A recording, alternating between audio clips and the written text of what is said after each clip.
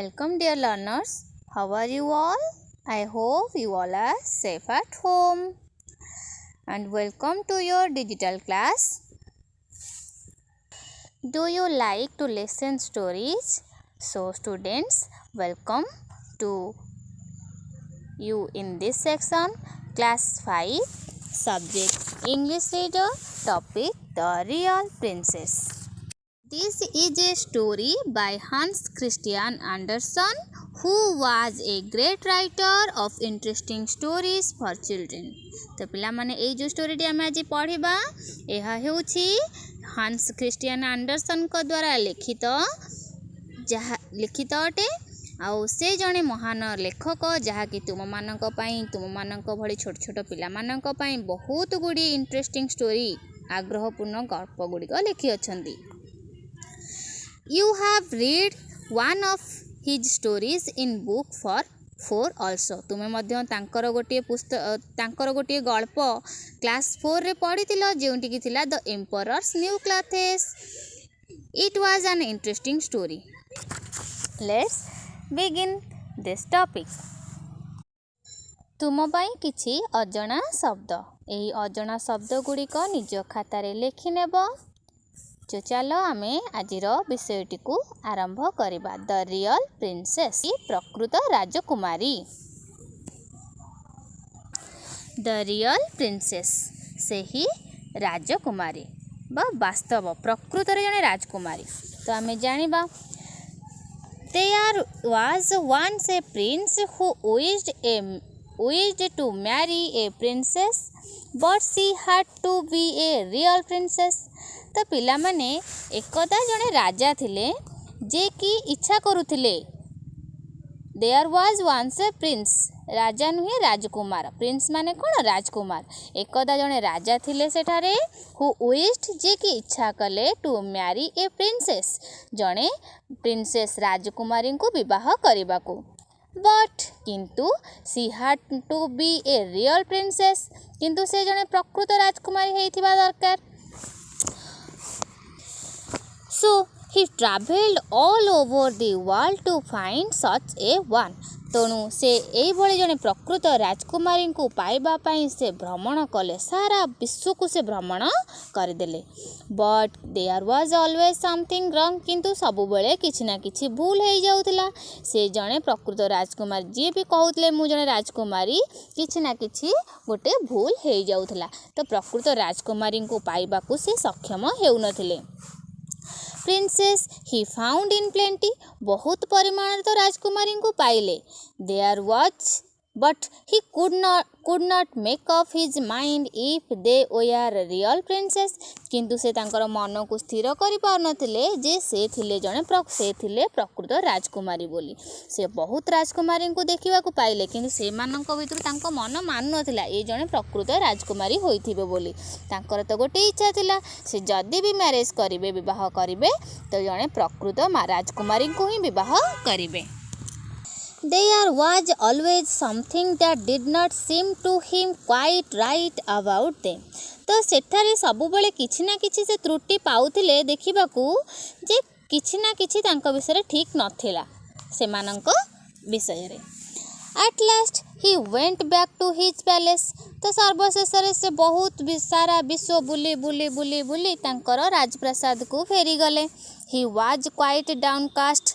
से टिके अल्प कौन थिले, तांकर मनटी पूरा मरी जाइथिला, मुहटी तळकू होई जाइथिला. Because he wished so much to have a real princess, बहुत परिमाण इच्छा करते जने प्रकृत राजकुमारी को पाइबा को आज हिज वाइफ तांकर पत्नी भाबरे. But had not been able to find any, किंतु से सक्षम हेउ नथिले जे गोटे भी हेले प्रकृत राजकुमारी को पाइबा को. देखिबा आगो को जे राजकुमार प्रकृत राजकुमारी को पाइचंदी ना नहीं. वन इवनिंग, दिने संध्यारे ए फियरफुल टेम्पेस्ट आरोज, गोटे भयंकर झड़टी उठिला. There was terribly thunder and lightning. तो भयंकर घड़घड़ी सांग को बिजुली मध्य मारुथिला. शीघ्र soon it started raining in torrents, प्रचंड धारा रे मध्य वर्षा बहिबा को लागिला. आरंभ ହେଲା। It became as dark as pitch। पूरा घोर अंधकार खेलीगला। All at once there was a violent knocking at the door. सेतिकी बेले गोटे कबाट पाखरे एक उग्र बा बहुत जोरे ठक ठक हेबार शब्दटीए शुणिबाकू मिलिला। तो सेठी किए से आसीथिले कबाट पाखकू देखिबा? The king who was the father of the prince. सेही राजकुमार तांकर पिता।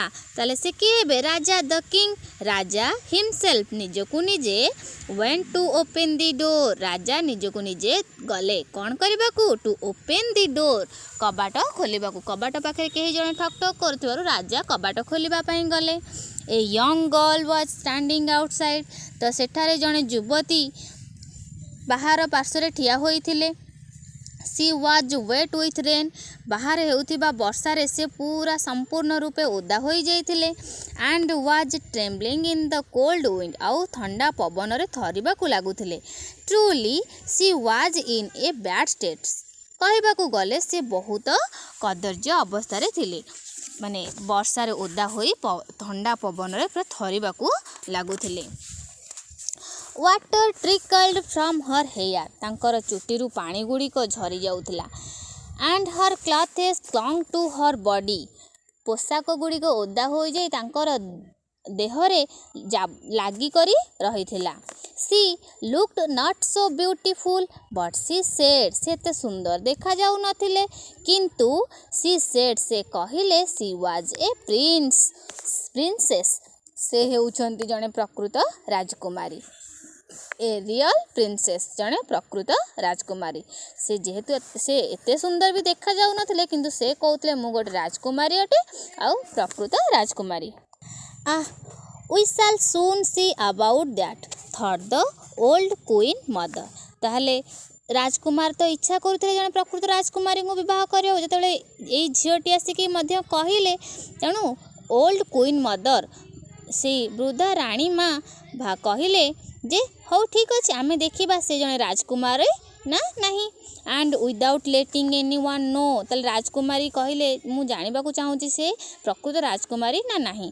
तेणु काहाकू न जणाई and without letting anyone know काहाकू न जणाई she went quickly into the room. चुपचाप से बेडरूम भितर को पसिगले into the bedroom. She took all the bed clothes.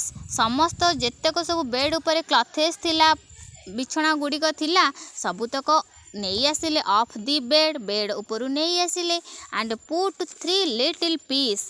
आउ 3टी छोट छोट मटर ऑन दी बटन रखिले।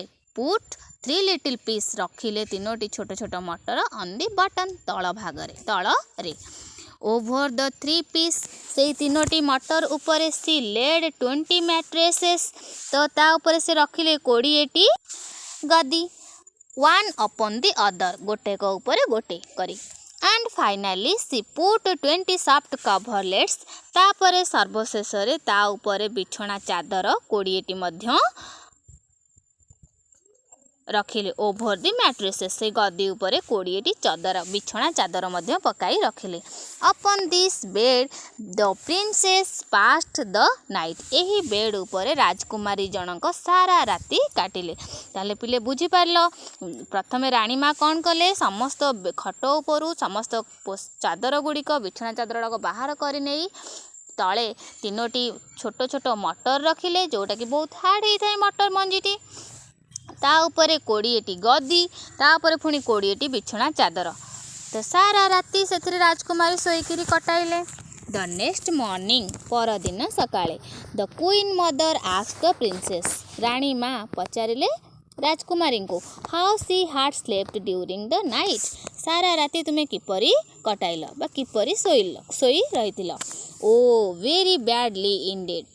हाँ बहुत खराब भाव में वास्तविक बहुत खराब भाव में मैं सारा राति निद ही हेलानी। सी रिप्लाइड से उत्तर देले I could scarcely have a wink of sleep the whole night through. माने मते आखिर पलक पकेव मध्य बहुत जंत्रणा लगिला सारा राति। I don't know what it was. मु जानिनी कौन ताहा थिला but there was something very hard. किंतु निश्चिंत किछि ना किछि गोटे टाण जिनस निश्चिंत थिला। Under me in the bed तले। It kept hurting me all night. यह सारा राति मते आघात करिथिला। And it hurt me so much that I am black and blue all over. यह मते एते मात्रा रे आघात करथिला जे देखो मु सारा कला आउ नील पड़ी जाइए मोर देह सारा। तो देखिबा नेक्स्ट कौन है। Thus it was a quite plain that the girl was a real princess. तो पिले एइथिरु प्रमाणित हो गला, संपूर्ण पूरा प्रमाणित हो जाइथिला जे से ही थिले जने प्रकृत राजकुमारी। She had been able to feel 3 little peas. से सक्षम थिले अनुभव करबाकू 3 लिटिल पीस से 3टी छोट मटर थ्रू 20 मैट्रेसेस 20टी गदी एंड 20 सॉफ्ट कवरलेट्स एते नरम नरम चदर 20टी मध्यरे से 3टी मटर को अनुभव करिबार से सक्षम थिले। तो केवल एइटा को अनुभव केउ माने करि परिबे जी बहुत शौखीन रे बढ़ी थे माने कौन से कष्ट तांको देह को लगी नथिबो। जेहेतु ये जने राजकुमारी थिले तांको से कौन से कष्ट भी अनुभव करनथले, एइटा ही से अनुभव करि परिथिले। नन केही नुहे बट ए रियल प्रिंसेस, किंतु जने प्रकृत राजकुमारी she could have such delicate sense of feeling. एही भली सूक्ष्म चेता से पाई पारिबे बा जानी पारिबे अनुभव करि पारिबे बोली रानी माँ भाविले। 10 द प्रिंस वाज नाउ कन्विन्स्ड। एबे राजकुमार मध्य विश्वास करिले that he had found a real princess. से पाईगले बोली जने प्रकृत राजकुमारी को तांकर इच्छाटी मध्य एते दिन रे संपूर्ण हैला। ही मैरिड हर, से तांको विवाह कले and was very happy to have a real princess such as his wife।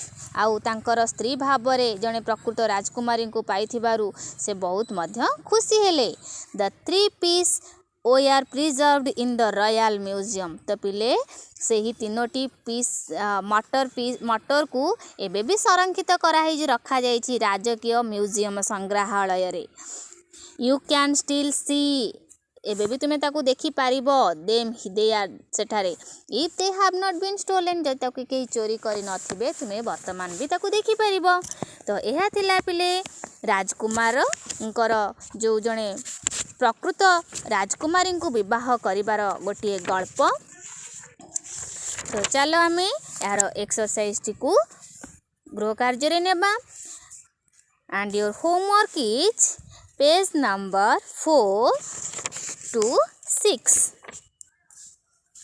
Thank you. Have a nice day.